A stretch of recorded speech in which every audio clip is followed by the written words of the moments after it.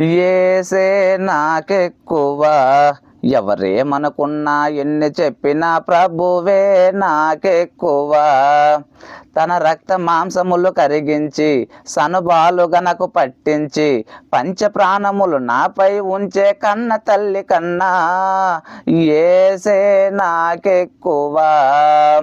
నా కోసమే బ్రతుకుతూ ఉండి జీవితాన్ని త్యాగం చేసే నా కన్న తండ్రి కన్నా యేసే నాకెక్కువ. విద్యా బుద్ధులు చెప్పించి మంచి చెడులను నేర్పించి గొప్ప మనసుతో దీవించి మంచి మార్గములో నడిపించే నా గురుదేవుల కన్నా యేసే నాకెక్కువ.